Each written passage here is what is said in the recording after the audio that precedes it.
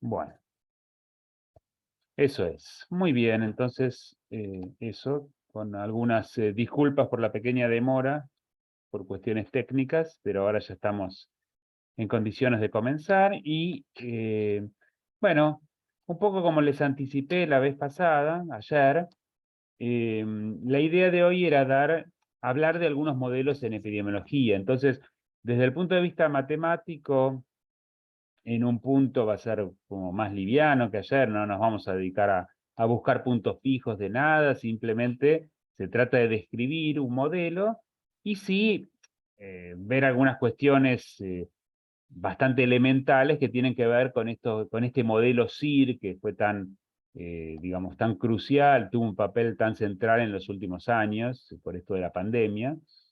Eh, y la idea, o sea, dejé esta clase para hoy justamente porque mi intención, como les había dicho, era invitar a un colega, Rodrigo Castro, amigo, en realidad él se dedica a ciencias de la computación, pero que estuvo trabajando muy activamente en cuestiones numéricas y computacionales respecto de, ¿no? Desde que comenzó la pandemia, entonces, como tiene resultados, no solo por sus técnicas numéricas, sino también bueno, por haber trabajado día a día con los datos, resultados muy interesantes para mostrar y me pareció que era un buen condimento para complementar estas cuestiones más teóricas que estamos viendo. ¿Sí? Así que, pero digamos, en principio la idea es hoy presentar el modelo, las nociones más básicas, y mañana entonces compartir con Rodrigo los resultados que él tiene para mostrarles. Entonces, en principio, a ver, en principio, ahí estamos. Uy, eh, esperen un momento, esto va bien. A ver, un segundito, ¿sí? Ahora creo que sí. Bueno, en principio se trata de hablar un poco de, como les dije, modelos en epidemiología. Por supuesto que esto es mucho más amplio que lo que voy a llegar a exponer acá, pero la idea es que digamos, la epidemiología como tal nace desde, digamos, hace unos cuantos siglos. En realidad ya el estudio de las epidemias es algo digamos, interesa desde hace bastante. Ya hay referencias a las epidemias en textos históricos muy antiguos, pero la cuestión es precisamente, bueno, ¿cuándo nace el estudio matemático? Y en realidad, si bien hay varios antecedentes que ahora alguno quizás mencione, pero digamos, un momento así, o como un hito, digamos, en la historia de estas ecuaciones que vamos a ver hoy, es, eh, digamos, el trabajo que hizo respecto de la malaria Ronald Ross, ¿sí?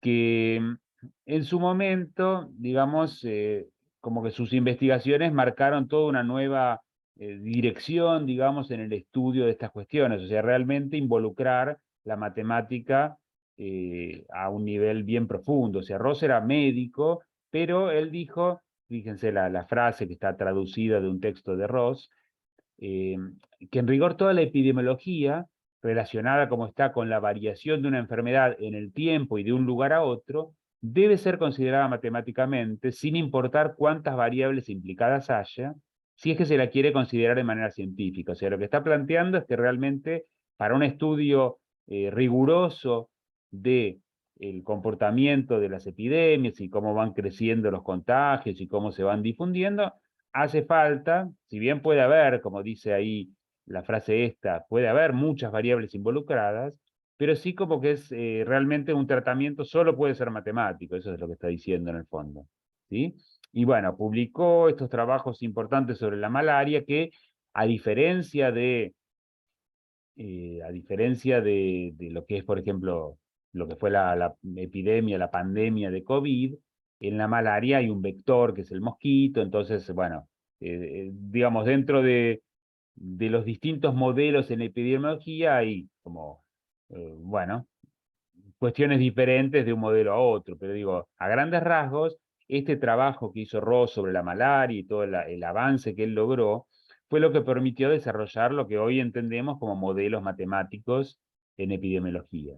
Por supuesto que esto no viene de la nada, o sea, ya esto lo mencioné el primer día, en el año 1760, uno de los Bernoulli, Daniel Bernoulli, publicó un trabajo, eh, justamente un análisis matemático que hizo sobre la viruela, ¿no? En ese momento, bueno, todavía no había las vacunas como las entendemos ahora, pero justamente lo que estaba proponiendo era la inoculación de la viruela como una forma justamente de reducir la mortalidad que provocaba la viruela, ¿sí? Entonces, hace un estudio que en el fondo es bastante similar al tipo de análisis que se hacen después en lo que es el modelo SIR, ¿sí? Es interesante tener en cuenta que esto fue discutido, lo publicó en la Academia de Ciencias en París y fue discutido por algunos científicos de la época, D'Alembert, por ejemplo, hizo algunos comentarios, pero las conclusiones no fueron tenidas en cuenta por el rey y no está de más mencionar que ese rey, Luis XV, murió precisamente de viruela, así que, bueno, la moraleja que uno puede extraer es que quizás sería bueno que los gobernantes presten más atención a lo que dicen los científicos o los matemáticos, ¿sí? Pero bueno, al margen de esta anécdota histórica, al margen de esta anécdota histórica, es importante como referencia en tanto un primer modelo matemático sobre estos asuntos. Sí, pero digamos, el que entendemos actualmente como modelo central en toda la epidemiología, que es el modelo SIR, es un modelo en sí bastante sencillo, que hace una serie de simplificaciones, pero a la vez lo suficientemente sólido como para que en el fondo los análisis se hagan en torno siempre a este modelo, con algunas modificaciones, pero digamos, a grandes rasgos, una primera aproximación al comportamiento, digamos, de las distintas poblaciones en una pandemia o en una epidemia, se puede, digamos, hacer siempre una primera aproximación mediante este modelo, que es el modelo SIR. ¿Y por qué modelo SIR? Bueno, el modelo SIR es uno de los llamados modelos compartimentales. Hay compartimentos en una población y tradicionalmente las iniciales vienen de, la S sería de susceptibles, la I de infectados y la R de recuperados. ¿Sí? A ver, se asumen algunas cosas que son grandes simplificaciones. En principio, entendiendo que esto no se va a prolongar mucho en el tiempo, por empezar se asume una población constante, o sea, toda esa población se va a mantener y la idea es que tengo en esa población estos tres grupos y entonces ahí veo que piden el link de asistencia, lo vuelvo a... Ahí está. En esos tres grupos, susceptibles, infectados y recuperados, la idea es que va a haber movilidad de un grupo al otro. Bueno, en este caso es muy claro, la movilidad solo puede darse así. De susceptibles puede pasar a infectados y de infectados pueden pasar al grupo R de recuperados, que en realidad, esto lo señalo porque es importante, justamente, a ver, se asume que la población es constante, eso no quiere decir que tal vez sea una enfermedad que puede ser mortal, como el caso del COVID. Bueno, pero en realidad, esa R más bien, más que recuperados, se tiene que entender como removidos, o sea, que salen de esa población, y bueno, puede ser que sean removidos porque se curaron de la enfermedad o porque se murieron. O sea, esa sería entonces la manera general de plantearlo, pero que la población sea constante, entonces lo que significa es que se asume que no hay nacimientos, ¿sí? Y se asume también que no hay muertes que sean por causas diferentes de la enfermedad en cuestión. Por eso digo, esto puede tener sentido cuando se trata de algo que no se extiende mucho en el tiempo, y entonces está bien suponer que la población es más o menos estable. ¿Está bien? Pero bueno, el asunto es que de vuelta, respecto de COVID ya empiezan a aparecer algunas diferencias, o sea, esto muestra que no va a ser, digamos, un buen modelo para algo que se extiende mucho en el tiempo, pero digo, en principio, se asume el modelo SIR y se asume que son estas direcciones, o sea, alguien que es susceptible de contraer la enfermedad puede pasar que se infecte y caiga en el grupo de infectados. Esta sería la primera flecha. ¿Está bien? Y después, alguien que está infectado, bueno, puede ser removido de ese grupo de infectados por los dos motivos que dije. O bien se cura, o bien, infelizmente, se muere, entonces también deja de pertenecer a ese grupo de infectados. Ahora, en este modelo se asume que alguien no puede volver a contraer la enfermedad. O sea, alguien que fue infectado y se curó, bueno, el que se murió claramente no puede, pero digo, también se asume que el que se infectó y se curó no puede volver a contraer la enfermedad. Por eso, digo, al fin y al cabo, en el caso de COVID, bueno, el tema es que después con las variantes esto fue cambiando rápidamente. Al principio, digamos, se tenía en cuenta eso. Y es verdad que en 2020 teníamos esa situación, el que se contagiaba COVID, al menos durante un tiempo no se volvía a contagiar.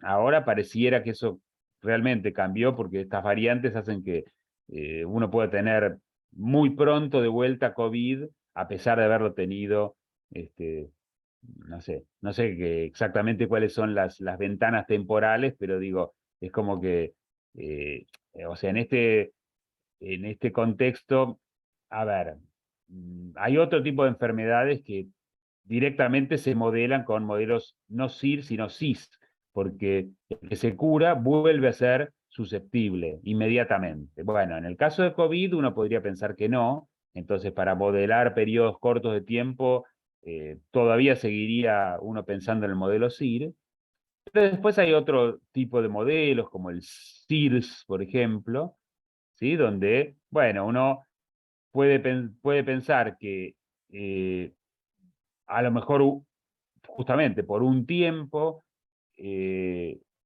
aquel que se recupera de la enfermedad no se puede volver a infectar y luego pasa nuevamente al grupo de susceptibles. ¿Está bien? O sea, a lo que voy es a que vamos a primero tratar de entender el modelo más simple y luego como que ya uno tiene en mente que existen muchas variantes de estos modelos, después voy a mencionar alguna que otra, ¿sí? Como que permiten modelar un poco mejor.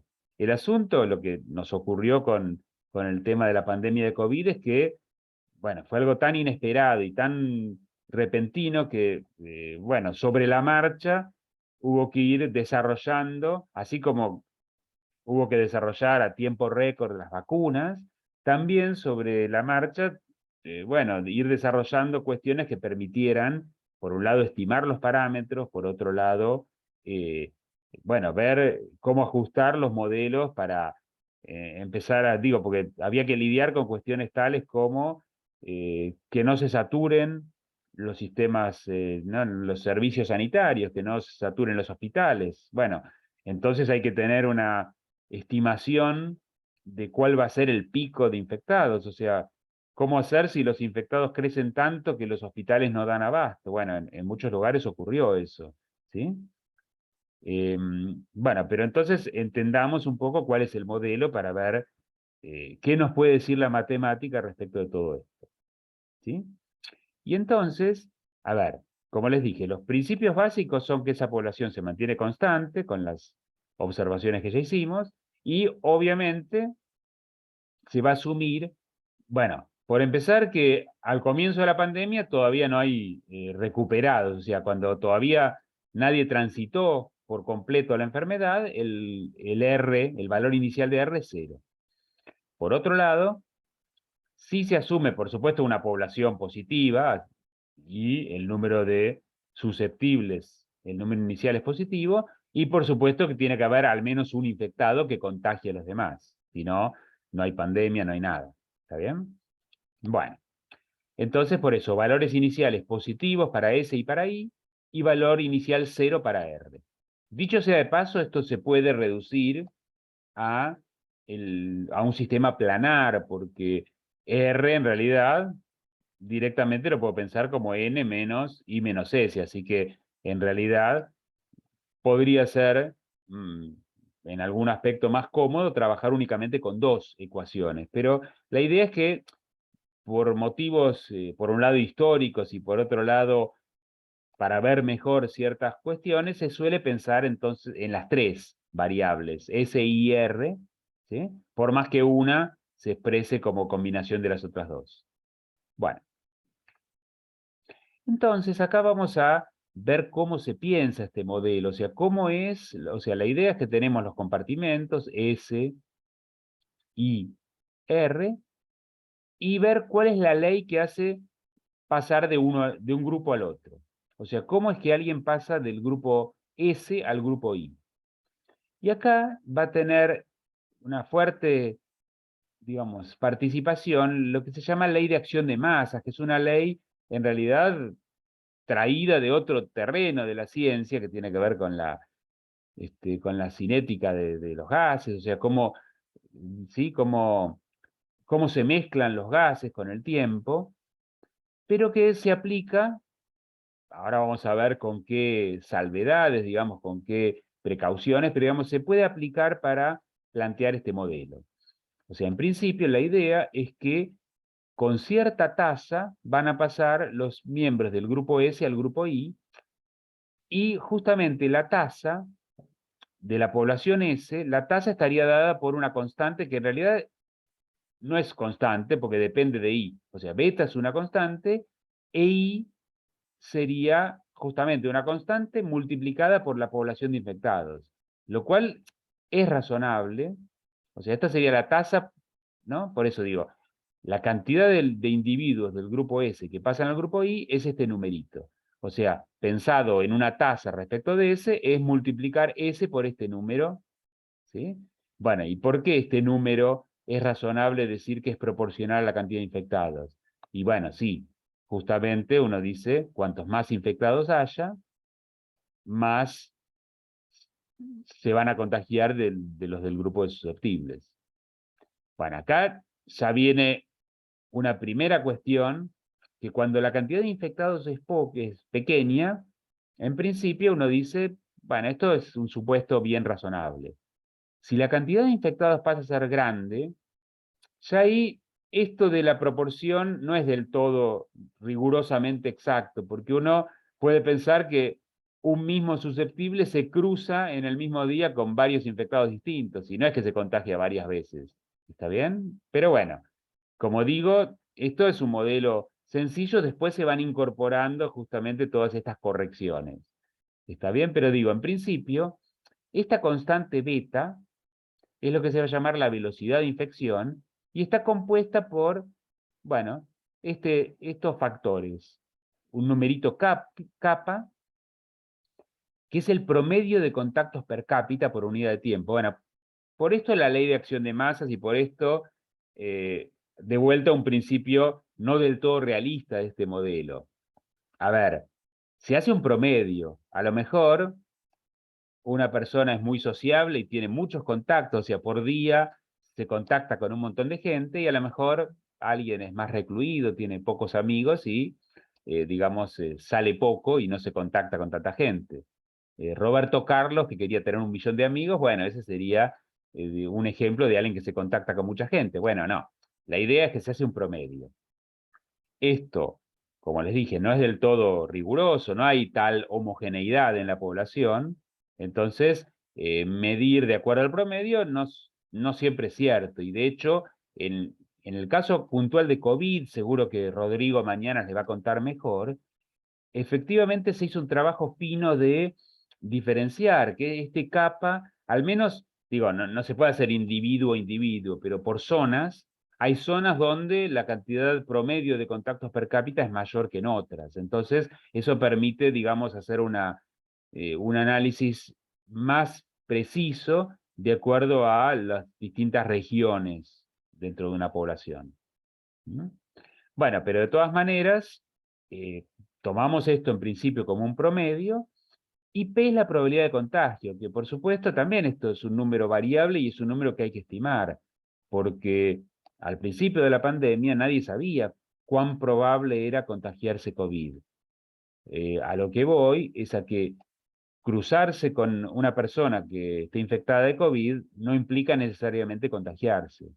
Bueno, esa probabilidad se tiene en cuenta, y justamente la idea es que, bueno, dentro de lo que son las medidas para después intentar bajar los números de infectados, y justamente apuntan a esto. Ahora, después lo vamos a ver más en detalle, pero apuntan a que en lo posible se reduzca esa probabilidad de contagio.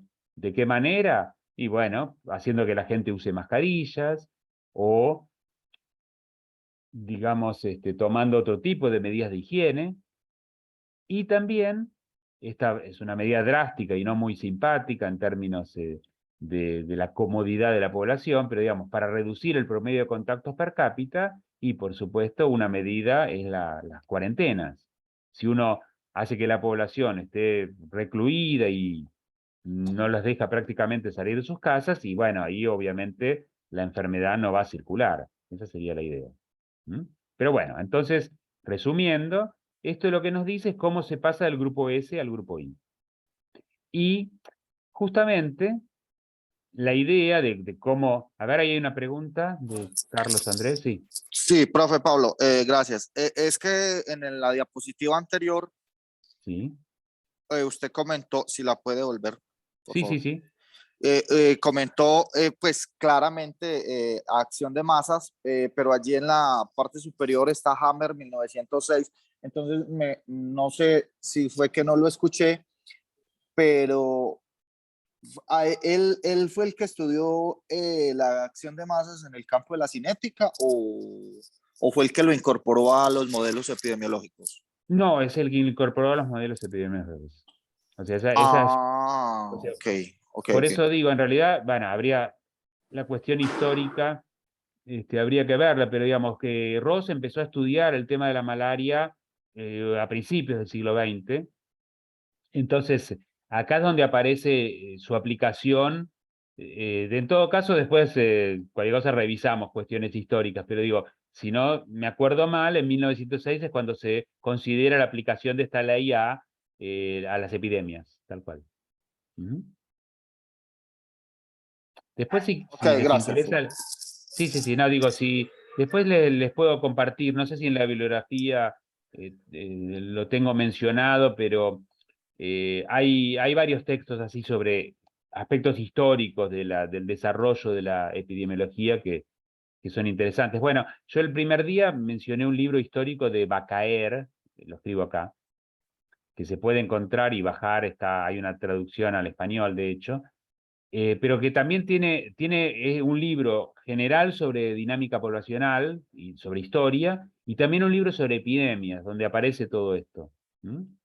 Así que si les interesa, eso está disponible en la web. Bien, pero entonces, entendiendo justamente, digo, porque nosotros lo que queríamos era entender cómo se pasa del grupo I al grupo S, y dijimos que va a ser B por I por S. Bueno, precisamente el número beta, nosotros, a ver, vamos de vuelta a lo anterior, ¿no? El número beta dijimos que va a ser este numerito. Bueno, ¿por qué aparece ese numerito exactamente?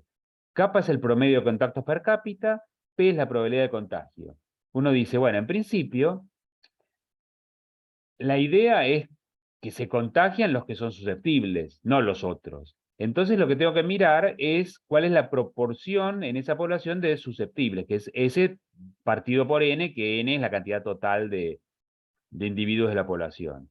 Y lo multiplico por kappa, que es la cantidad promedio de contactos que tiene cada uno. Entonces, justamente eso va a indicar la tasa, ¿sí? Y la tasa de contagios, pero claro, va a ser ese número multiplicado por la probabilidad. Como dijimos antes, el hecho de que haya un contacto no implica necesariamente un contagio. Entonces, por eso es que ese número beta se construye de esa manera.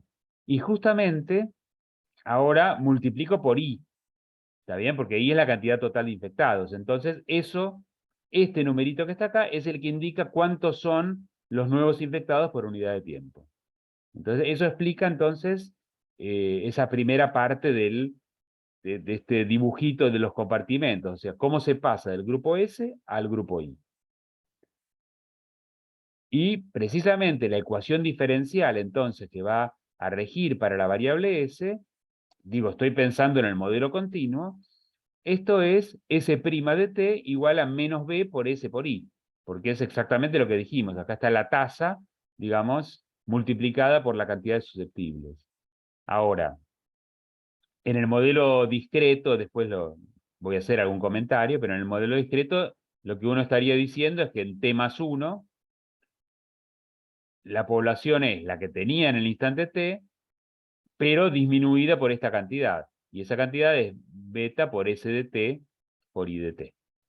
¿Está bien? O sea, la idea es la misma, nada más que no es la derivada es la derivada discreta.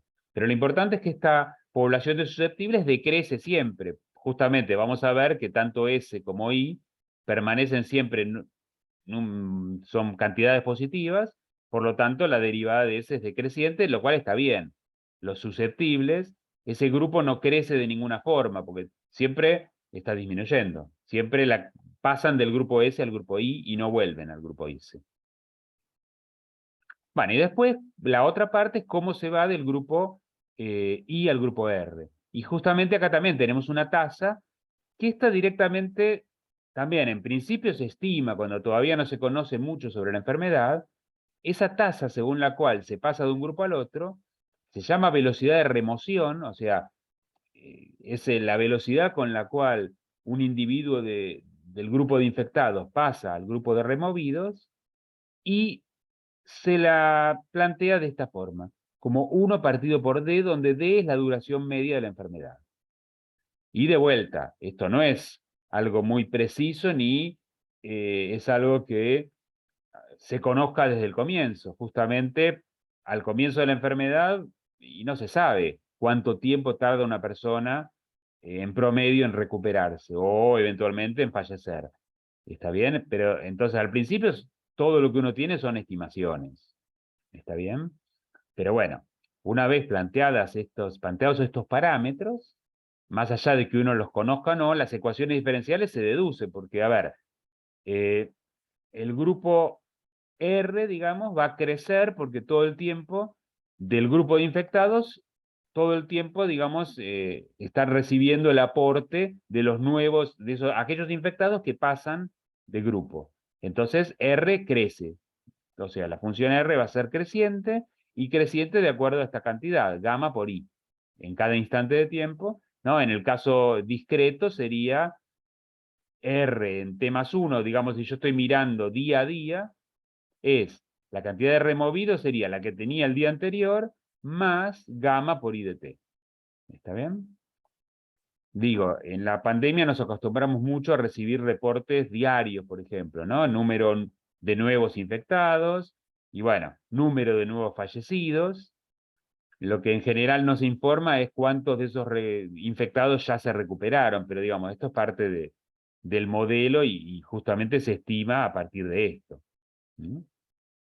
Por supuesto que otro número muy importante durante la pandemia, y a veces muy trágico, fue justamente la ocupación de camas en las unidades de cuidados intensivos, que había que estar vigilando permanentemente que no fuera demasiado alta la ocupación para evitar la saturación, ¿no? Bueno, y la curva de infectados, aquella de la cual todo el mundo hablaba en su momento, es justamente la que corresponde a la función de I de t, que sería el número de infectados en el instante t. Y bueno, es claro que eso digamos, la derivada va a estar constituida por dos términos. El que indica cuánto va creciendo, o sea, cuánto se recibe del grupo S y cuánto se va del grupo I al grupo R, por eso este término está restando. Y se escribe entonces beta por S menos gamma, todo eso multiplicado por I. ¿Mm? En su momento, digamos, el comentario que se escuchaba en la tele, en la radio, era, bueno, hay que aplanar la curva, hay que evitar que esa curva se haga demasiado pronunciada, porque uno dice, ahora vamos a verlo, ¿no? Pero digamos, el comportamiento típico es, se comienza con pocos infectados, esto crece, se alcanza un pico y después decrece. Vamos a ver matemáticamente por qué esto tiene que ser así. Pero la idea es que la cantidad de infectados, digamos en el pico, que ahora vamos a ver incluso cómo se puede estimar ese pico, la idea es que la cantidad de infectados nunca supere en lo posible una cierta barrera que digamos es los sistemas de salud. o sea, la cantidad tope, digamos, la cantidad máxima que puede admitir el sistema de hospitales y todo eso. Entonces, bueno, por eso aplanar la curva sería tratar de lograr que aunque se extienda más en el tiempo, bueno, si se puede lograr que la curva sea así, ahí estamos todo el tiempo, digamos, al menos, no es que la gente no se va a contagiar, pero sí lo que va a pasar es que al menos va a haber asistencia médica para todo el que lo necesite. ¿Está bien? Bueno. Es interesante en mi caso, yo justo durante la pandemia, cuando comenzó la pandemia, justo estaba terminando conmigo su tesis de licenciatura un chico que estaba estudiando precisamente los modelos SIR. Y claro, todos sus modelos numéricos eran con ejemplos de, en el caso de él estudió el ébola, ¿no? Que tiene ahí una tasa de transmisibilidad importante.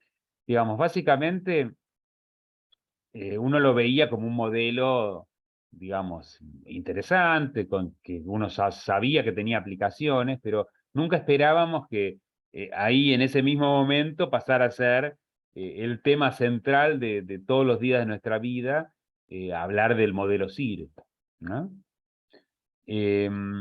Bueno, a ver, vamos, ahí está. Nos queda entonces el sistema de ecuaciones, que como les dije, se puede reducir a un sistema planar, pero es cómodo entenderlo así por completo. La condición inicial dijimos que es positiva, un cierto S0 y sub 0, la condición inicial para R es 0. Entonces vamos a entender realmente por qué la curva tiene el dibujo que hicimos recién, y como dijimos, las propiedades básicas asumimos que la suma de las tres es constante. Eso en las ecuaciones uno lo ve, ¿no? Porque si sumamos todo, nos queda de este lado S más I más R, todo derivado, y de este lado este término se cancela con el que proviene acá ¿no? de multiplicar esto por esto, y después acá me quedaría todavía menos gamma por IET que se cancela con esto. Así que efectivamente uno ve que la derivada de S más I más R es 0, así que S más I más R es constante. Y después, que las funciones para todo t positivo son siempre positivas. Eso sale de las ecuaciones. A ver, esto ya es el mismo comentario que hicimos varias veces. En este caso, S' es algo multiplicado por S, quiere decir que la solución va a tener esta pinta. Lo mismo con I. Y también sale de factor común del lado derecho, así que va a poder escribirse de esta manera. Esto no quiere decir que lo hayamos resuelto, ¿no? Porque digo, eh, tanto S como I son expresiones donde aparece una de las variables en esa integral, pero digo, a la hora de probar positividad, esto ya está, no hay nada más que agregar. Y en el caso de R, por supuesto, como la derivada es gamma por I, bueno, R de t se escribe de esta forma, y como I ya sabemos que es positiva, esta integral es positiva. Bueno, ¿por qué están definidas para todo tiempo t? Y porque, bueno, podemos decirlo al revés, pero primero observar que son acotadas. Se mantienen acotadas porque son todas positivas y su suma es constante, entonces tienen que ser acotadas. Y una vez que uno sabe que son acotadas, por un teorema clásico de ecuaciones diferenciales, eso significa que van a estar definidas para todo t. Entonces, vamos a poder sacar unas cuantas conclusiones, porque en primer lugar, a ver, S es positiva y sabemos que decrece, así que converge a un cierto valor. R es positiva, creciente y está acotada, entonces también converge a un cierto valor. Bueno, nos gustaría saber, a ver, en primer lugar, si hay epidemia o no, o sea, si realmente la cantidad que hay inicial de infectados hace que se vaya a contagiar mucha gente. Bueno, vamos a ver lo que ocurre. En principio, mirando la ecuación para I, tenemos esta situación. A ver, es bastante sencillo, porque acá tengo la ecuación diferencial, pero S ya sabemos que tiene un comportamiento monótono creciente. Entonces, alcanza con que miremos qué pasa en el instante cero. En el instante cero, a ver, si el valor inicial de susceptibles, o sea, si beta por ese cero menos gamma es menor o igual que cero, ¿sí? ¿Esto qué querría decir? Bueno, acuérdense que beta y gamma son parámetros que en principio están estimados, pero uno al comienzo de la pandemia puede decir lo siguiente: si realmente este numerito me dio menor o igual que cero, como ese sabemos que es decreciente, lo que va a ocurrir es que si para el instante cero esto daba menor o igual que cero, para todo instante posterior va a dar estrictamente negativo. Y eso es una buena noticia porque si esto es negativo quiere decir que I decrece. En ese caso no hay epidemia. Justamente porque ya desde el comienzo esto lo que está queriendo decir es que la cantidad de infectados es muy pequeña como para contagiar a una cantidad muy significativa de población. O sea, directamente la cantidad de infectados va a ser cada vez menor. Entonces, genial, no hay epidemia, podemos seguir haciendo nuestras vidas felices. Obviamente el caso que interesa, y es lo que vimos cómo ocurrió en la pandemia, es que justamente este número de infectados inicial es suficientemente grande como para contagiar a un número significativo, y en realidad, precisamente como este valor inicial de ese cero, digamos, hace que esto sea positivo, bueno, ¿qué es lo que ocurre? Y lo que ocurre es que, en principio, I crece. Bueno, yo lo que digo es que no puede crecer indefinidamente. Por supuesto, no puede crecer más que la cantidad total de población desde ya. Pero digo, de todas maneras, tampoco puede, o sea, seguro que va a alcanzar un máximo, es el famoso pico, y después va a decrecer. Y la explicación de por qué esto ocurre es muy simple. Fíjense que, a ver, si I creciera siempre, si I creciera siempre, y bueno, R era la integral de I. Entonces sería infinito, porque si I es una función positiva y encima creciente, su integral es infinito. Y eso sabemos que no, porque R está acotada también. Entonces, bueno, ya sabemos que I no puede crecer todo el tiempo. En algún momento alcanza un máximo, y una vez que alcanzó el máximo, ya sabemos que a partir de ahí, es como en el caso anterior, una vez que este numerito me dio menor o igual que cero, acá sería para un cierto t sub 0, donde se alcanza el máximo, ya a partir de ahí, I decrece siempre. Y la cuestión importante, que al menos nos daba cierta tranquilidad al comienzo, es que, bueno, si digamos que hay epidemia y crece, después empieza a decrecer. Y en realidad, lo que va a ocurrir es que decrece, converge a un cierto valor, y lo que se puede probar, ahora lo vemos, es que esto es cero. Eso, o sea, como que en algún momento esto va a acabar. Esa es la tranquilidad que uno tiene a largo plazo. ¿Mm? Pero ya como para ir teniéndolo en cuenta, uno define este numerito, que es el que determina la diferencia entre los dos casos. El caso 1 era que R0 fuera menor o igual que 1, y el caso 2 era que R0 fuera mayor que 1. Eso determina el comportamiento. En el caso que R0 sea menor o igual que 1, la curva de infectados directamente decrece siempre. En el caso de que R0 sea mayor que 1, la curva de infectados va a ser así. Crece hasta un máximo y luego decrece. ¿Mm?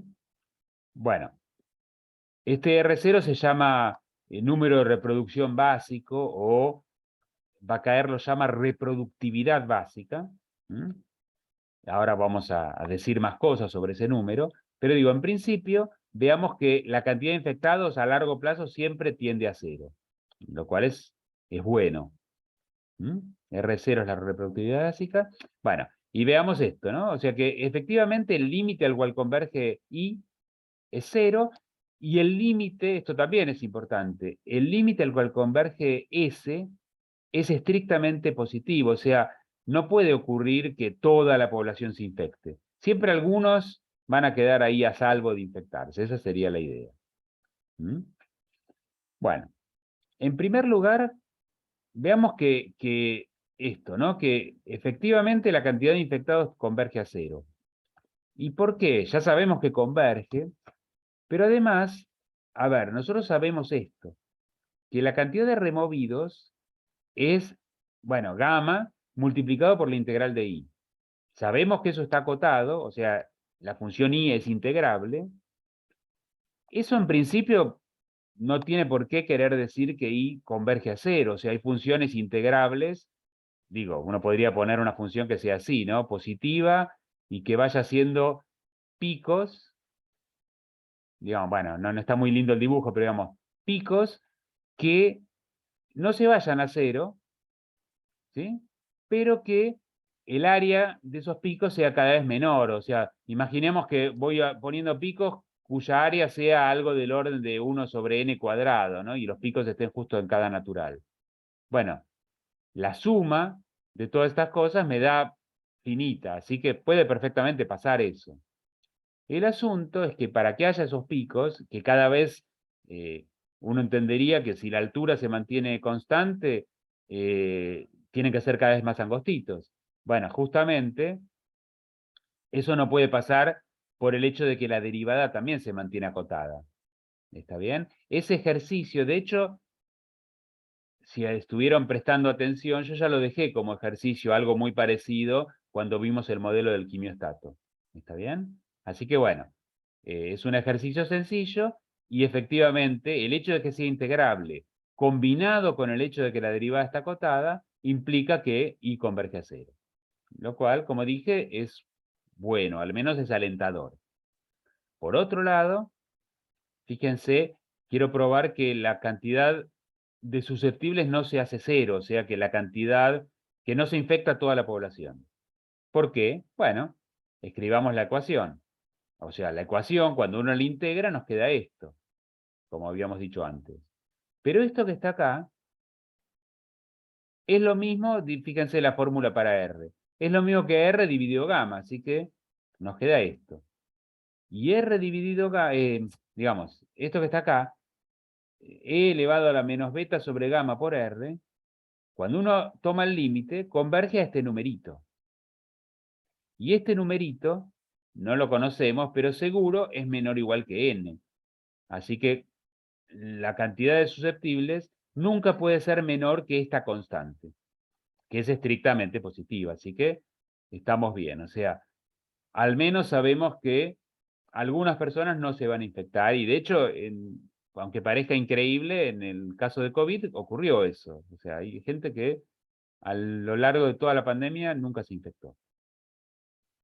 Bueno, el tema es que a corto plazo, y ahí viene eso que también era una palabra que cuando uno la escuchaba en los medios de comunicación sonaba aterradora, el tema de la exponencialidad. Observar que hay un crecimiento exponencial. Bueno, por supuesto que eso no quiere decir que sea exponencialidad con una tasa muy alta, pero digo, en principio es cierto que, de acuerdo a este modelo, el comportamiento al comienzo es exponencial, ¿no? Imaginemos que una persona contagia a dos, a su vez cada una de ellas contagia a dos, bueno, eso crece muy rápido, pero desde ya, por eso digo el corto plazo, eso se puede sostener por un tiempo, en periodos cortos de tiempo hay un crecimiento exponencial, pero luego eso se va a atenuar. Pero la explicación de por qué es exponencial a corto plazo, nosotros habíamos dicho que I, en principio, o sea, I obedecía a esta fórmula, ¿no? La fórmula era beta por S, como habíamos dicho, beta por S menos gamma multiplicado por I. Así que en principio la fórmula exacta para I sería I sub 0 por E elevado a la integral de esta cosa. ¿Está bien? Pero claro, mientras el número de infectados todavía es muy pequeño, lo que uno tiene es que, justamente, si el I es muy pequeño respecto de la cantidad total de la población, el valor de S, que son los susceptibles, está muy cerca de la cantidad total de la población. O sea, si hay una población de 1 millón de personas y solo hay 3 infectados, la cantidad de susceptibles es prácticamente igual al total de la población. Por eso, al principio, cuando todavía es muy baja la cantidad de infectados, uno dice, bueno, puedo asumir que ese es aproximadamente n. Así que, por eso, si ese es aproximadamente n, directamente me queda que la cantidad de infectados es aproximadamente esta cantidad. Entonces, claro, suponiendo que esto es positivo, esto va a tener un crecimiento exponencial al comienzo. ¿Mm? Pero por eso, esto es aproximado. Y una vez que la cantidad de infectados crece mucho, ya ahí esta aproximación ya no es tan cierta. Entonces, por eso es que el crecimiento exponencial se da al comienzo y luego se va atenuando. ¿Mm? Bueno, pero ¿qué nos dice esto cuando uno rápido tiene que hacer cálculos, intentar estimar cosas? Bueno, una cosa que se observa mucho es, por ejemplo, lo que se llama el tiempo de duplicación. O sea, tengo ahora 10 infectados, bueno, ¿cuántos días tienen que pasar para que haya 20? Y después, ¿cuántos días tienen que pasar para que haya 40? Eso uno esperaría que si es realmente exponencial, eso sea constante. Bueno, eso se puede estimar, se puede realmente medir cuánto se tarda en duplicar la cantidad de infectados. Midiendo eso se pueden estimar los parámetros, ¿no? Porque digo, si obedece a esta fórmula, bueno, I de t más 1 dividido I de t obedece, digamos, va a ser aproximadamente este número. ¿Está bien? Bueno, si calculo el logaritmo, esto me da aproximadamente este número. Y este número es aproximadamente, y acá aparece el famoso R0. Entonces, como una primera medición un poco grosera, uno puede ir calculando los tiempos de, por ejemplo, duplicación, como decía, y claro, el tiempo de duplicación me permite estimar, digamos, a ver, si yo digo que, digamos, este número K lo puedo calcular justamente porque calculo el número de infectados diariamente, cómo va progresando, y bueno, me fijo, si hoy tenía 10, me fijo cuántos días K pasaron hasta llegar a 20. ¿Está bien? Con ese dato que proviene precisamente de las mediciones, uno obtiene esta igualdad aproximada y ahí entonces uno tiene alguna relación entre los parámetros y ese número que uno observa. ¿Está bien? Todo esto va a servir, como decía, para estimar bien esos parámetros. ¿Mm? Bueno, antes de hacer el descanso, simplemente un ejemplo, digamos, de cómo se comporta y que efectivamente las curvas tienen esta pinta. Claro, acá no parece ser muy bueno, fíjense que el número R0 es muy alto, así que por eso hay un crecimiento rápido de esa curva de infectados, se alcanza el pico y después disminuye, pero fíjense qué mal que salieron las cosas acá, porque realmente acá, si uno mira, esta es la curva de removidos, la cantidad de susceptibles, por más que la teoría nos dice que eso va a ser estrictamente positivo, su límite, pero realmente se hace casi cero. O sea, realmente acá se contagió casi todo el mundo. ¿Está bien? Si uno baja el valor de R0, y bueno, acá las cosas son un poco más amigables. O sea, esta es la cantidad inicial de susceptibles, baja y bueno, en este caso, al menos un poco más de un quinto de esa población no llegó a contagiarse nunca. ¿Está bien? Bueno, justamente la idea es que esto si uno deja que las cosas ocurran de acuerdo a cómo predice el modelo. Precisamente las acciones de los gobiernos y de quienes, digamos, administran la pandemia van a tender a, bueno, modificar estas cantidades, ¿no? Ya vamos a ver un poco esto un poco más en detalle, ¿sí? Pero digo, en principio, si les parece, hacemos ahora el descanso. Sí, hacemos ahora el descanso, detengo la grabación y... Perfecto. Bueno, entonces continuamos un poco con esto que veníamos diciendo.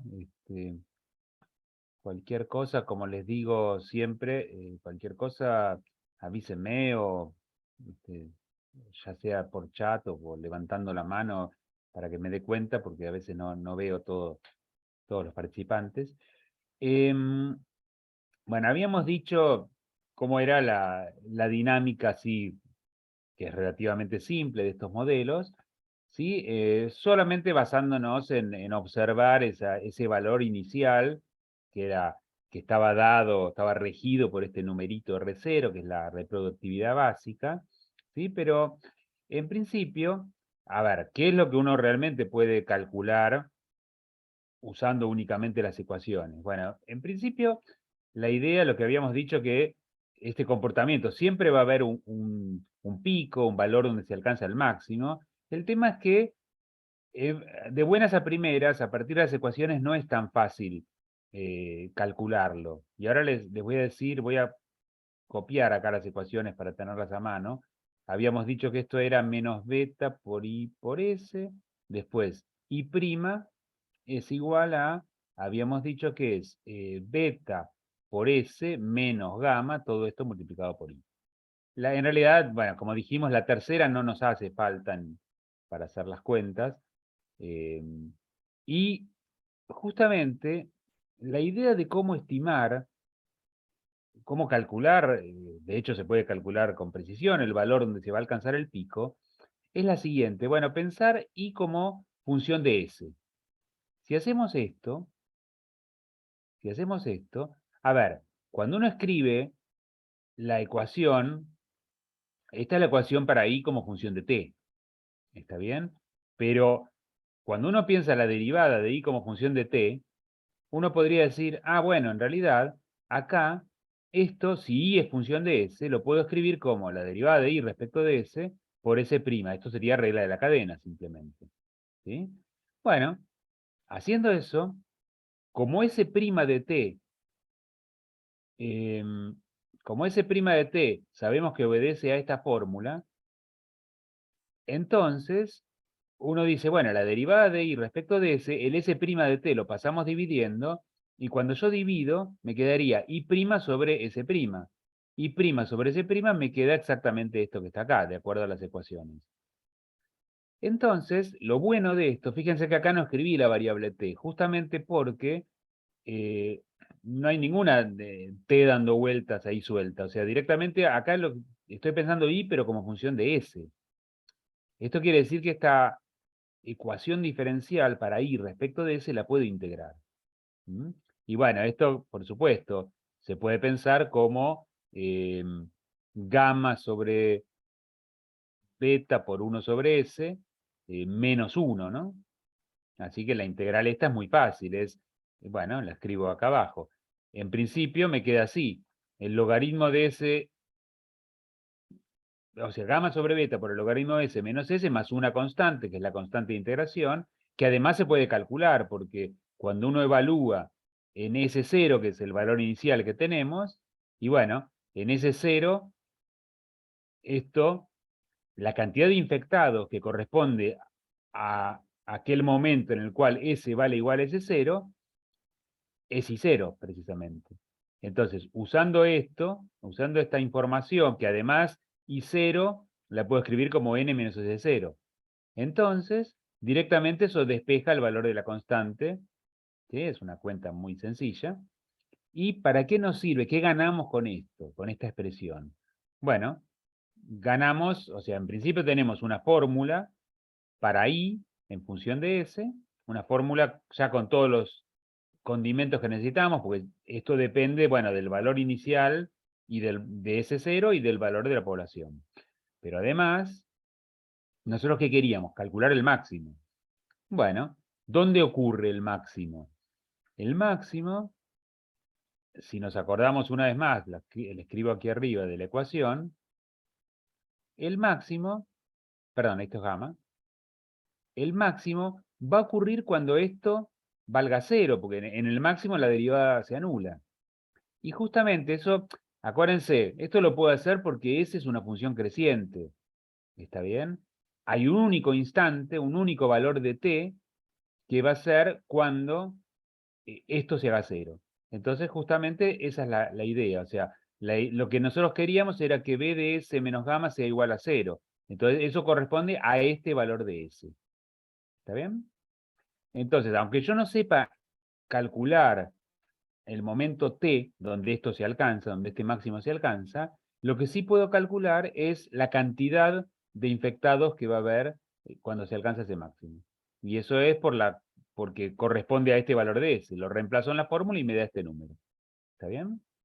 Bueno, además, si lo quiero todavía escribir un poco mejor, fíjense, esto era lo que definía el valor R0.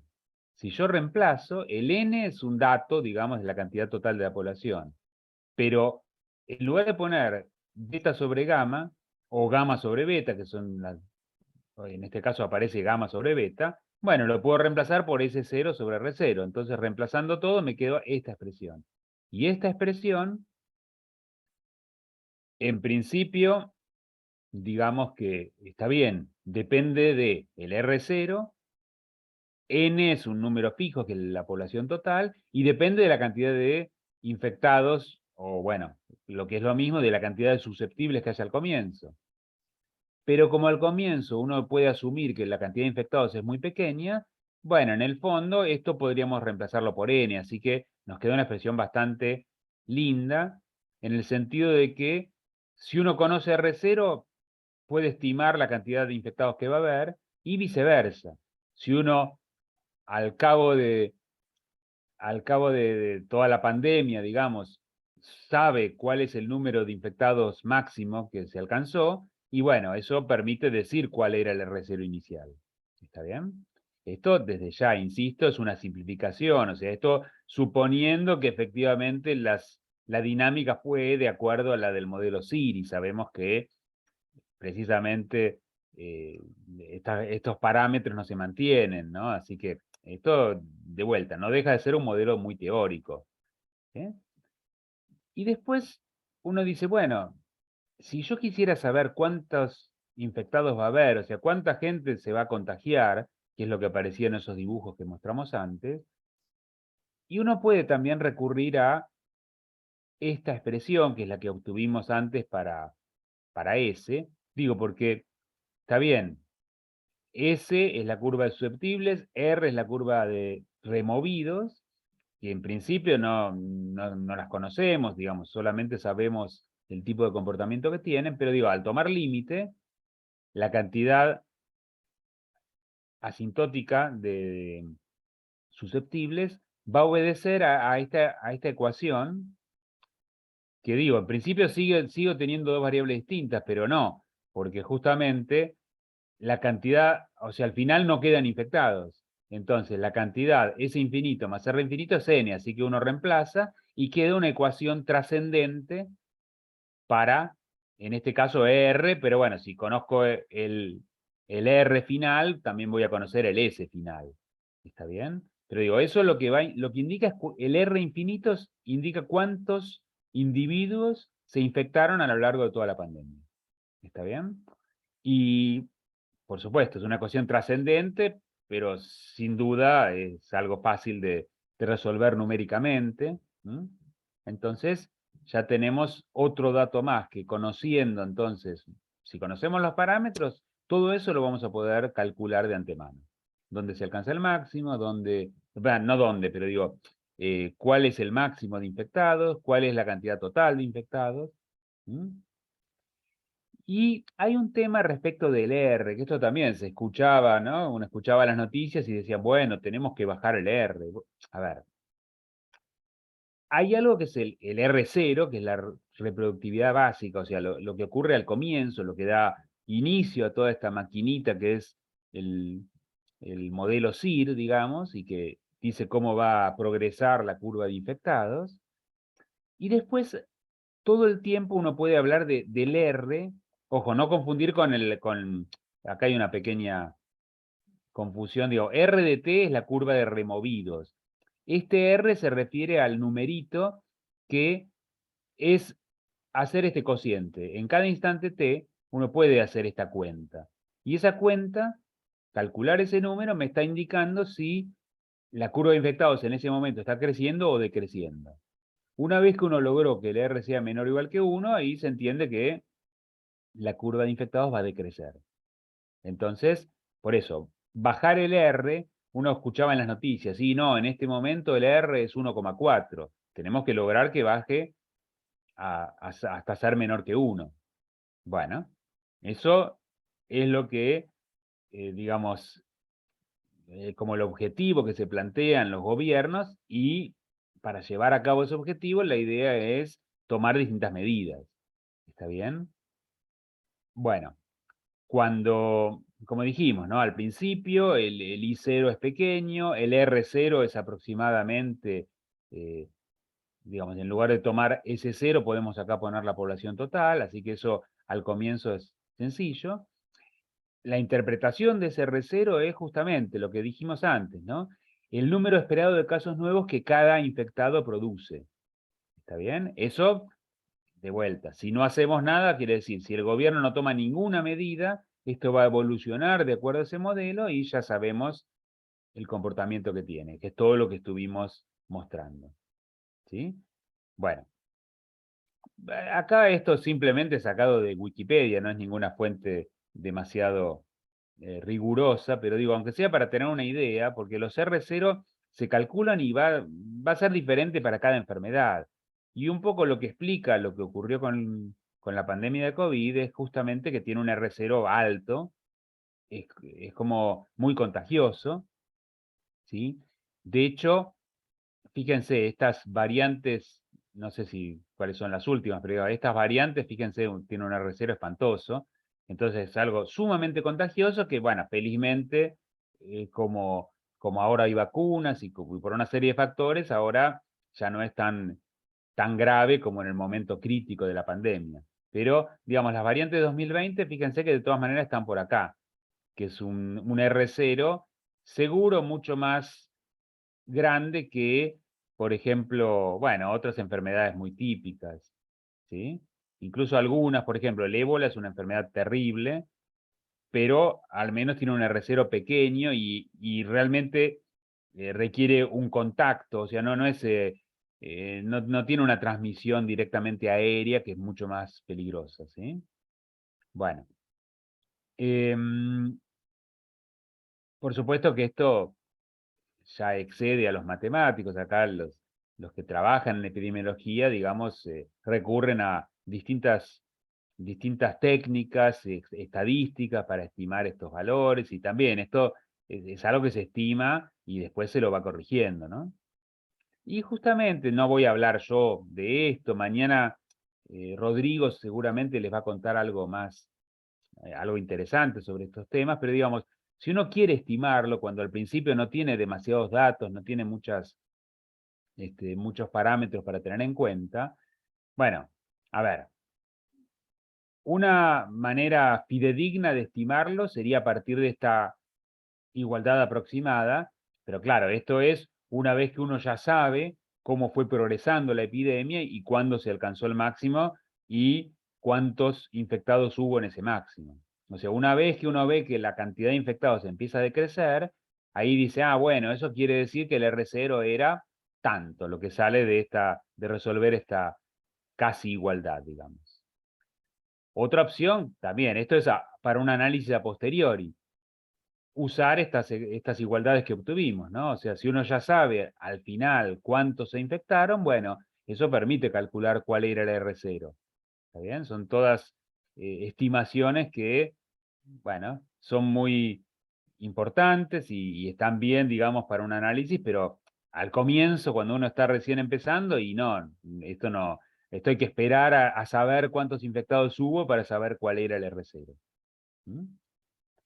Otra técnica, esto sí, digamos, em, siempre en base a ciertos supuestos, pero se establece algo que se llama función de supervivencia y, de acuerdo a la definición que tiene esa función, si uno integra esa función de supervivencia, se obtiene el R0. Entonces, bueno, digamos que si uno tiene elementos adecuados para definir esa función de supervivencia, eso permitiría al menos tener una estimación aproximada de ese R0. Digamos, esta función está compuesta acá por esto que es la probabilidad de supervivencia, esto es parecido a algún otro modelo que comentamos, y una función BDT que es lo que se llama la infectividad. ¿Mm?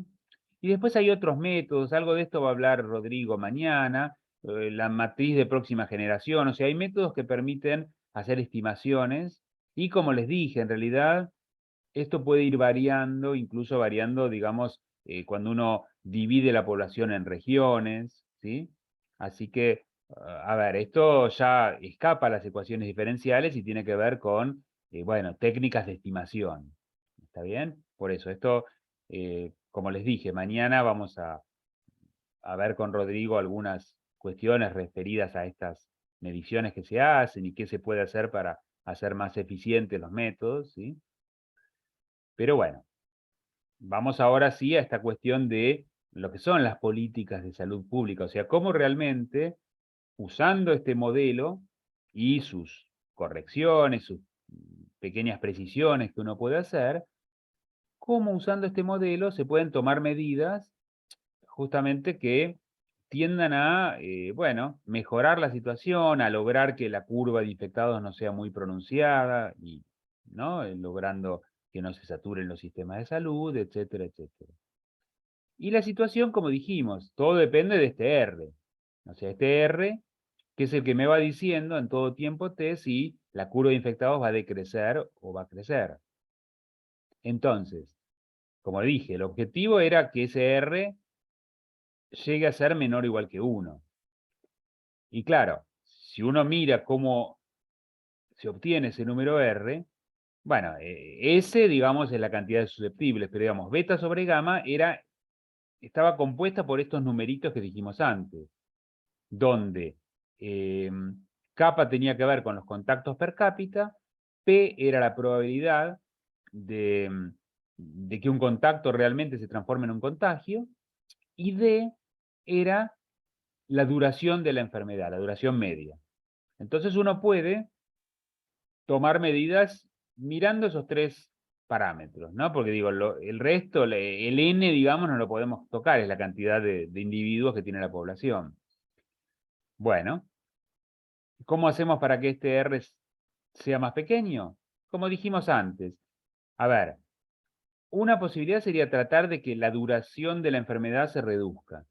Y eso es, si las farmacéuticas logran producir mejores medicamentos antivirales que realmente reduzcan el tiempo de la enfermedad, y bueno, eso sin duda va a contribuir a que R disminuya. ¿Qué otra cosa se puede hacer? Y bueno, reducir la transmisibilidad, es decir, como dijimos antes, ¿no? Medidas de higiene, barbijos, mascarillas, digamos, que son las que hacen que, por más que yo me cruce con un infectado, tenga menor probabilidad de contagiarme. Y finalmente, como también dijimos, las medidas de aislamiento. O sea, eso lo que hace es que la cantidad, kappa, habíamos dicho que era el número de contactos per cápita promedio. Si uno dice que la población tiene que quedarse en su casa, y sí, evidentemente la cantidad de contactos va a bajar. El asunto es ese. El modelo SIR dice que cuando R es menor o igual que 1, ya la cantidad de infectados decrece.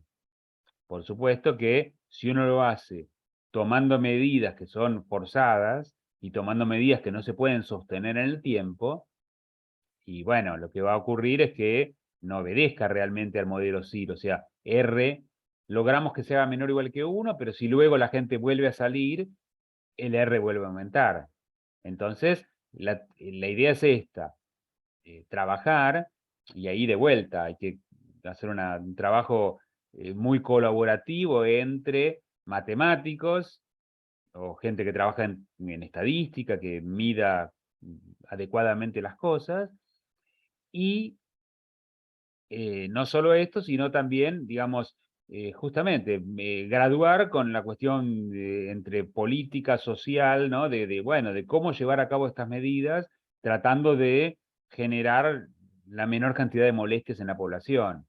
Entonces uno dice, bueno, la parte esta, y quizás la gente proteste un poco, pero digamos, usar mascarillas, si con eso ya logramos mantener el R menor o igual que 1, es mucho mejor eso que la medida más drástica de aislar, ¿no? O sea, eso realmente es muy molesto, y eso se puede sostener un tiempo, pero no indefinidamente, ¿no?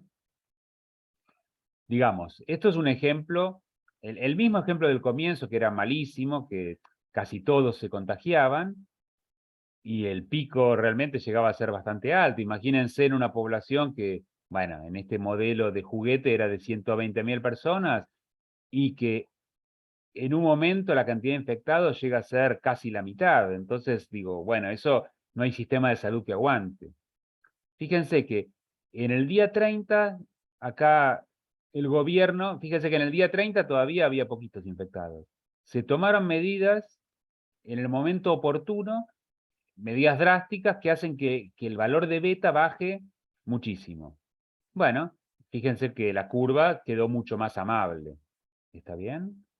Y efectivamente esto es lo que uno observa en las curvas, digamos, eso de vuelta. Mañana con Rodrigo él va a mostrar datos, al menos de cosas en las que él estuvo trabajando, donde efectivamente las medidas, y bueno, producen un resultado. Pueden ser antipáticas, pero se toman, bueno, tratando de hacer también aquí un promedio, ¿no? Entre cuán antipático uno puede ser, o sea, si uno si le hiciera caso únicamente a los criterios científicos, y bueno, lo ideal sería tomar medidas muy drásticas, quizá como en China, que drásticamente eh, redujo, digamos, los números de la pandemia, pero bueno, el costo puede llegar a ser alto, costo político, costo en términos de las molestias que se generan en la población. Entonces, por eso hay que ahí tratar de hacer un equilibrio que ya va un poquito más allá de las cuestiones matemáticas,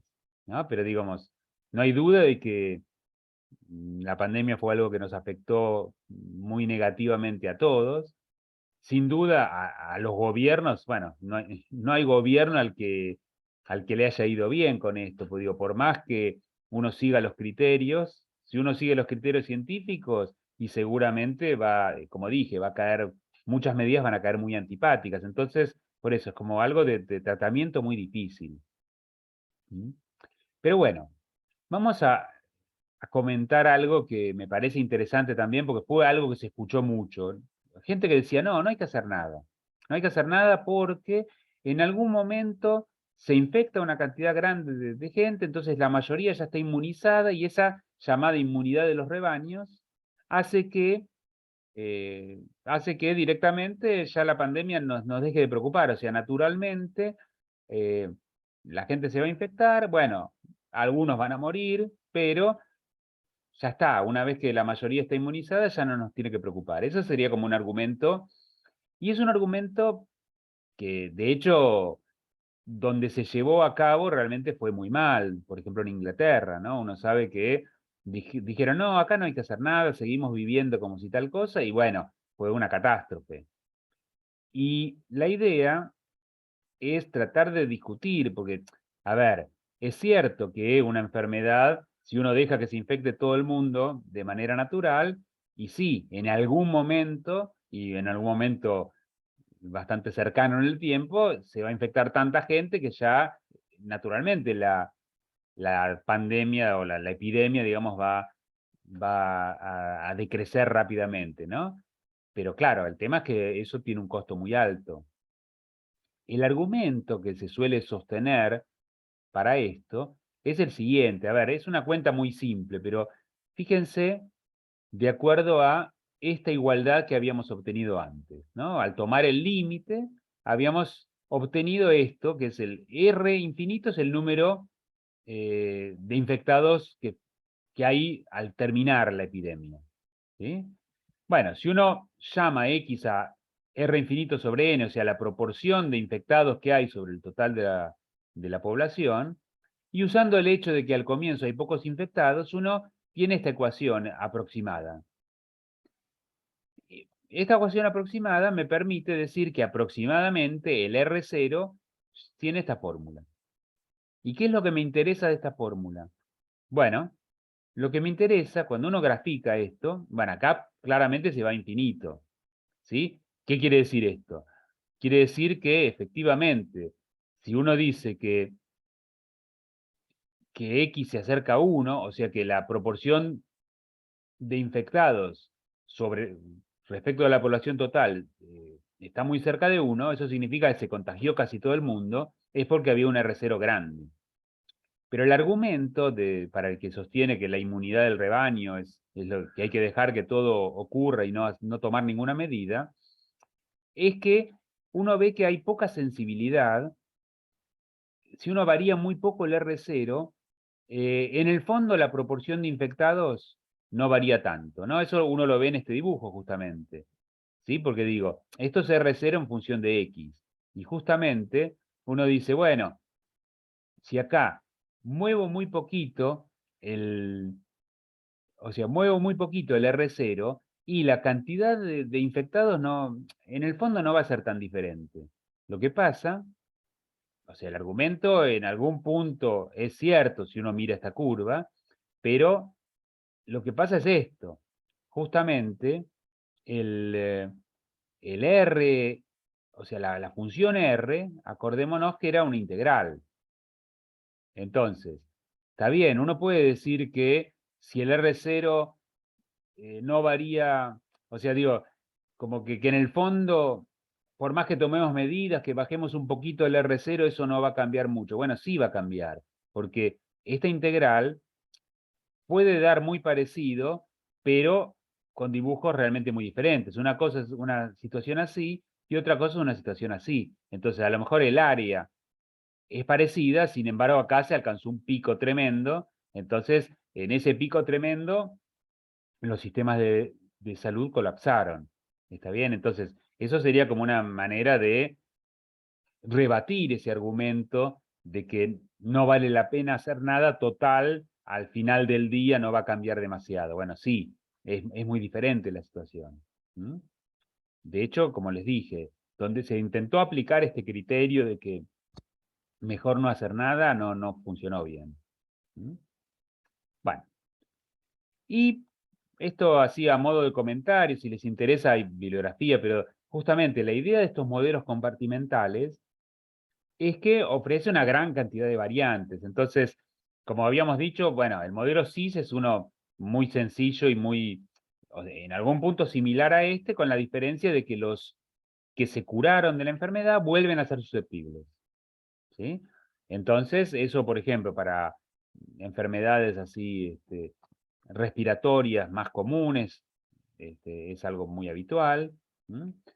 Después, esto es algo que en el fondo, en el caso de COVID, realmente fue muy importante. O sea, considerar un nuevo compartimento que no es el de los llamados expuestos, que no llegan a ser infectados todavía, no están en el grupo de infectados. Y esto tiene que ver con algo que fue muy crucial en la epidemia de COVID, muy crucial y muy, justamente lo que le hizo tan peligrosa y tan difícil de combatir, que es el tema de, bueno, aquellos que están infectados pero que no tienen síntomas. Entonces, eso es un problema en términos epidemiológicos porque, claro, el infectado sigue su vida normal y en el camino va contagiando no a todos los que se le cruzan, pero digamos, a muchos, con cierta probabilidad P, a muchos de los que se le cruzan. ¿Sí? Después, por supuesto, los modelos con cuarentena. Esto es interesante, pueden ver gráficos, ¿no? De modelos CIR, cuando uno aplica esto de la cuarentena, bueno, las curvas mejoran muchísimo, ¿no? Por eso, insisto, desde el punto de vista de lo que son las ecuaciones matemáticas, y sí, la cuarentena es una medida muy eficiente desde el punto de vista de lo que le pasa a uno que vive en esa situación y bueno, es muy incómodo tener que aislarse desde ya. Después, otro compartimento posible es el de los hospitalizados. Algo de esto incluyó Iván, mi estudiante en su tesis en su momento. Si quieren, después hay la referencia a la tesis por si les interesa verla. Después, esto lo puse porque me pareció muy simpático, dentro de las inmunidades, como compartimento, esto ya en modelos donde incorporan, ya no son el CIR como modelo cerrado con población constante, sino donde hay nacimientos, bueno, la inmunidad materna. Si la madre ganó inmunidad, se la transmite al bebé que sin haber sido infectado, pero ya tiene una inmunidad por un tiempo. Y después, por supuesto, esto Rodrigo va a hablar algo mañana, modelos con delay, cosa que también tiene, bueno, es muy natural pensar que puede aparecer un delay en estos modelos. Entre otras cosas, acá no lo agregué, pero digamos, también está el tema de la vacunación, entonces hay un nuevo compartimento que es el de los individuos que han sido vacunados. ¿Mm? La vacunación también hay un término en donde se puede incluir un delay, porque obviamente uno se aplica la vacuna, pero hasta que está inmunizado pasa un tiempo. O sea, hay como muchas variantes a estos modelos que, por supuesto, en la literatura van a encontrar, realmente es muy, muy amplio el número de modelos diferentes y todos son interesantes, digamos, todos tienen su utilidad. Lo que a mí me parece interesante es que este modelo CIR original, más allá de sus limitaciones, en el fondo sigue siendo la base de todos los estudios. Así que aquello que planteó Ross en su momento y que después se llevó a ecuaciones, estos Kermack y, ¿cómo era? McKendrick y Kermack, ¿sí? Bueno, realmente sigue teniendo vigencia. Bueno, y así como para dedicarle unos minutos finales a la exposición de hoy, quería comentar algo sobre el modelo discreto, que en muchos aspectos, eh, o sea, es relevante por un lado, porque cuando uno aplica métodos numéricos para estudiar todas estas cuestiones, desde ya que discretiza. Y además, como les decía, en algún sentido es natural pensar en modelos discretos porque la información que recibimos se recibe de manera discreta. Entonces, eso, día a día se publican los números de infectados, de fallecidos, etcétera. Bueno, entonces uno tiene como primera forma natural de plantearlo el modelo discreto. Y, claro, ¿por qué se estudia el continuo? Y bueno, porque en muchos aspectos el tratamiento matemático es más sencillo, tenemos como herramientas, ¿no? La integración de ecuaciones continuas siempre, bueno, permite producir resultados más mejores, más precisos, muchas estimaciones, y con el modelo discreto son mucho más complicadas, ¿sí? Pero, de todas maneras, hay ciertas cuentas que sí se pueden hacer en el discreto, y por eso quería contar un poquito de eso. O sea, fíjense, por ejemplo, las propiedades, bueno, esta es muy básica, o sea, el modelo discreto, de vuelta, si uno suma S más I más R, S más I más R, en N más 1, de este lado me queda S más I más R en N, ¿sí? Bueno, esto va, o por supuesto, entre paréntesis también, ¿no? S más I más R en N, y después se van cancelando, o sea, este término se cancela con el que aparece acá, este término se cancela con el que aparece acá, y efectivamente me queda esta igualdad. Inductivamente, entonces uno dice, bueno, esta población se mantiene constante, o sea, la suma de esos tres compartimentos se mantiene constante, lo cual está bien, es igual que en el modelo continuo. Después, acá viene la primera novedad respecto del modelo continuo. Es cierto, se puede probar que todas estas cantidades se mantienen positivas, lo cual es totalmente lógico y razonable porque no tiene sentido plantear poblaciones negativas. Sin embargo, para que esto pase en el modelo discreto, hay que asumir que beta no es demasiado grande. El gamma siempre asumimos que es un número menor que 1, pero el beta no puede ser demasiado grande. Y esta restricción, beta por n, estamos pidiendo que sea menor que 1, justamente es porque, a ver, uno lo prueba de manera inductiva. Si ya sabemos que en cierto momento n se cumple esto, queremos ver que en n más 1 también. Bueno, esperen, acá hay un pequeño detalle, acá este signo está mal, es un menor, ¿sí? Bueno, justamente la idea es que si uno mira las ecuaciones, acá tenemos esto, o sea, el Sn más 1 era esto que está acá, y precisamente esto necesitamos que sea un número positivo, ¿no? Porque queremos probar que efectivamente es mayor que 0, pero bueno, como el i era menor estricto que n, beta por i, por esta hipótesis que estamos poniendo, va a ser menor que 1. Así que efectivamente esto se cumple. Y lo mismo acá. Como el gamma es menor que 1, esto es positivo, y como esto es positivo, ya está, se cumple. ¿Está bien? Pero fíjense que tuvimos que poner esa hipótesis porque digo, si no ocurriera esto, en el momento en que i sea demasiado grande, ya esto podría superar al 1 y ya podríamos pasar a tener una cantidad negativa de susceptibles, lo cual sería absurdo. ¿Sí? Así que, por eso, el modelo discreto funciona, lo cual, ojo, si uno realmente toma parámetros reales, esto no es que sea una imposición fuera de la realidad, o sea, el número n es la población, el número beta siempre tiene que ser significativamente pequeño en términos de esa población, así que esto es bastante natural asumir que se cumple. ¿Sí? Pero digo esto porque si lo plantean así y quieren hacer una simulación numérica, bueno, tienen que tener cuidado de que el beta que elijan sea lo suficientemente pequeño como para que pase esto. ¿Mm? Bueno, y después, eso está bien, ¿no? Ya ahora vemos inductivamente que S es una función creciente, que R es una función decreciente, así que las dos convergen. Y acá, la siguiente cuenta que es fácil ver es que efectivamente a largo plazo el número de infectados tiende a cero. Y eso es porque, en este caso es todavía más fácil, no hace falta probar ningún lema adicional sobre la integración. Directamente, acuérdense que, bueno, ni siquiera hace falta demasiada, perdón, ni siquiera hace falta demasiada cuenta ni meterse con las series. O sea, directamente el Rn más 1 menos Rn es gamma por I sub n.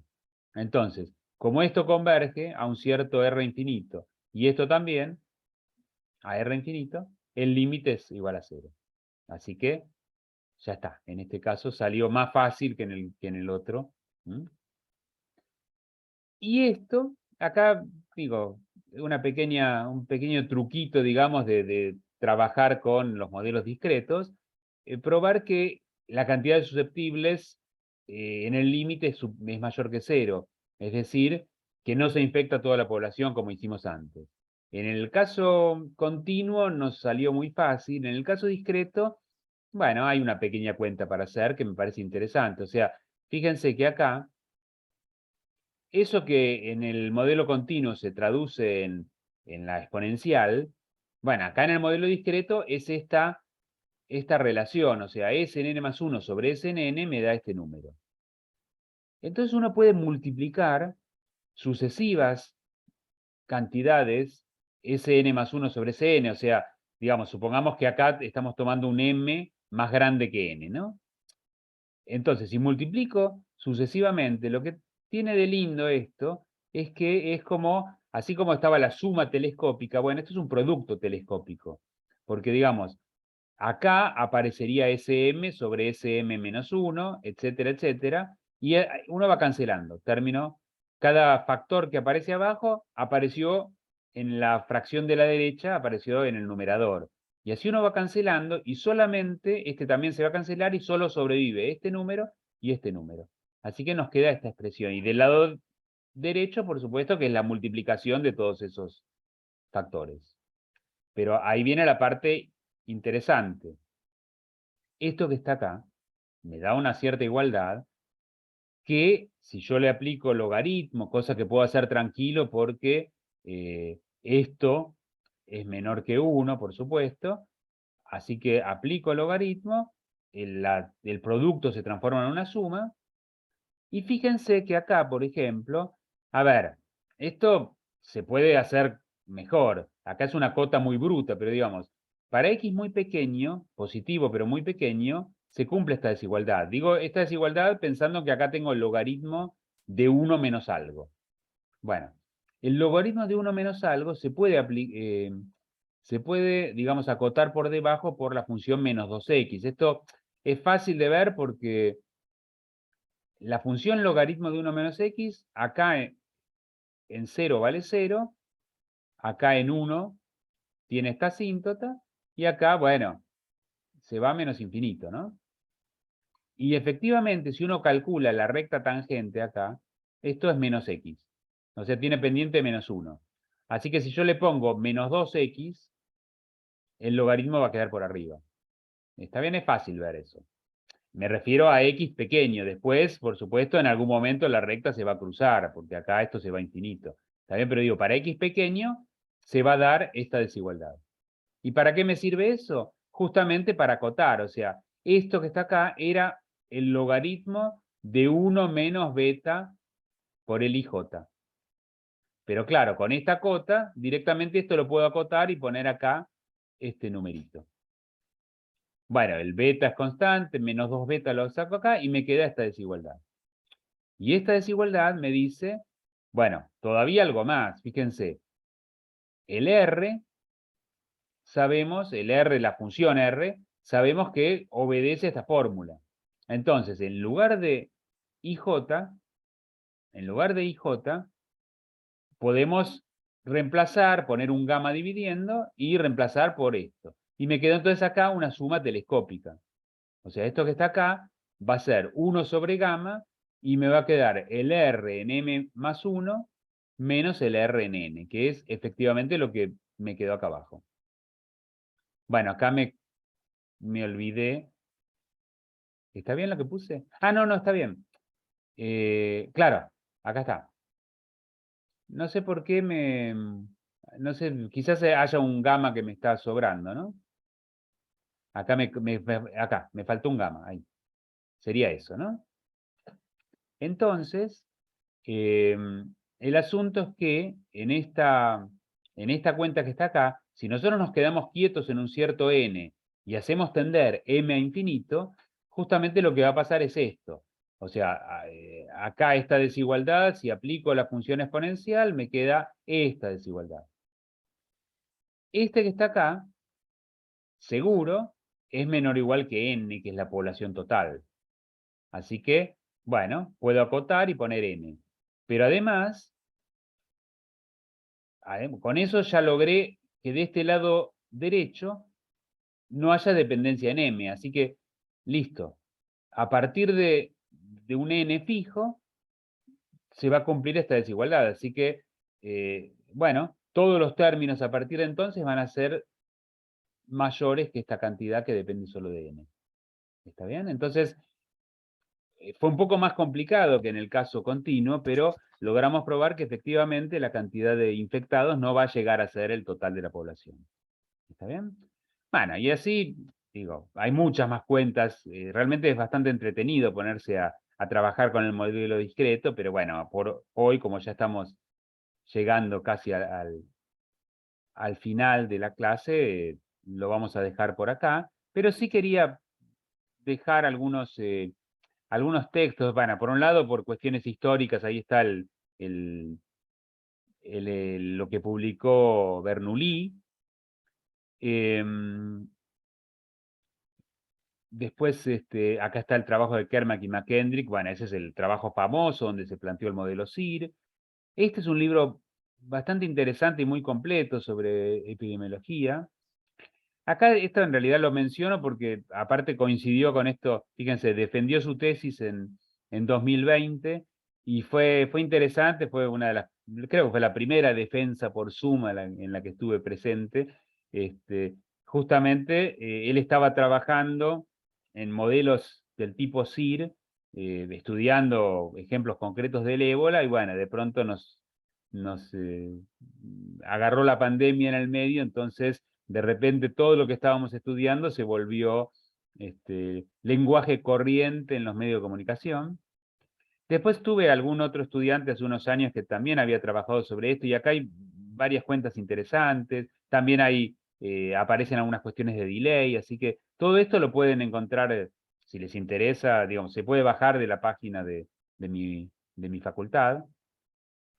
Y después esto en realidad lo menciono acá, a decir verdad, esta diapositiva quedó de alguna charla que di, simplemente porque tiene como algunas consideraciones interesantes respecto del modelo SIR y muy concretamente respecto de las políticas gubernamentales y de medidas a tener en cuenta. Entonces, en ese sentido me parece una referencia interesante.